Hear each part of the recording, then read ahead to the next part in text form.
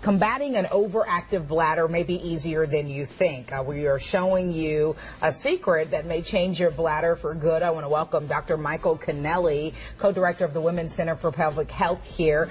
Welcome tonight. I know this can be kind of an awkward subject, but we want to learn how to fight this issue and sort of just give us a brief overview of what you do.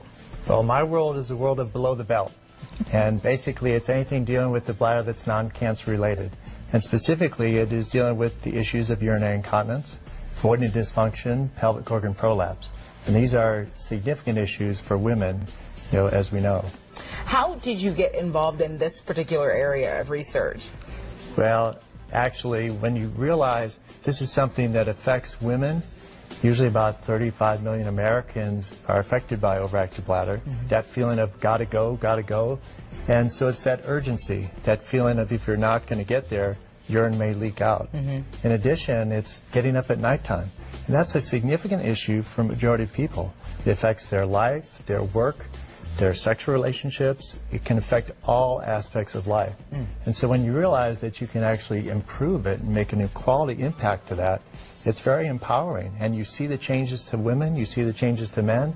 It's really fantastic. So let's talk about some of the ways that women specifically can fight a bad bladder. You sort of have 5 things that you need to be doing or not doing, depending on the case. So let's talk about number 1. Right. So I think some of the things we like to do is really what are the key things for people that can do it at home. And I think lifestyle changes are one of the key. Okay. And so lifestyle changes is really trying to stop smoking. No smoking. Smoking That's an easy one. Is one of the things. The nicotine actually is very irritating to the bladder. And so that's something easily to do. Okay. The other aspect to do is, if you look at, is all the things that we tend to drink. A lot of the coffees, the teas, the colas, the citrus products, the foods that are spicy, tomato-based, all of those also tend to be very irritating to the bladder. The good foods, a lot of the good foods, or that are yummy, I should say, not necessarily good for you. Even chocolate. Oh, wow. That's a tough one for people to do. So learn looking something at those, new every day, and those actually can be beneficial. Okay, so skip these drinks, and then also you look at vitamins. So vitamin D, specifically vitamin D, it's been shown that if you have a normal vitamin D level, that can improve your pelvic health, your muscle tone, in addition to urinary incontinence. So especially for women who are concerned regarding osteoporosis, vitamin D is something they can easily do. And you should keep a diary?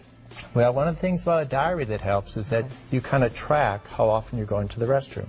And as you track how often you go, you can kind of quantitate when you're getting the urges. So that is also something that's beneficial for the provider when you go to see them. They can help them make some assessments. Okay. The other areas are looking at really the pelvic floor muscles. And looking at the pelvic floor exercises or the squeezes. No one likes to exercise, but if you can actually squeeze the muscles, that will actually decrease the bladder contractility. So it's urge suppression techniques. There's actually specialized women, especially throughout the Charlotte area, physical therapists who really help hone in to identify where those muscles are at. And so it's very powerful. This is the Kegel, mastering the Kegel exercises, yes? Yes, and most people don't know exactly where those muscles really are. They think they do, but they don't. And it's kind of a tip, like, to start so you know how to trigger it, is when you're using the bathroom, seeing if you can stop the flow. And that kind of helps to isolate the muscles you're talking about? Just to isolate it, but that doesn't mean you have to do it all the time. Just really to work on it and identify the correct muscles. All right.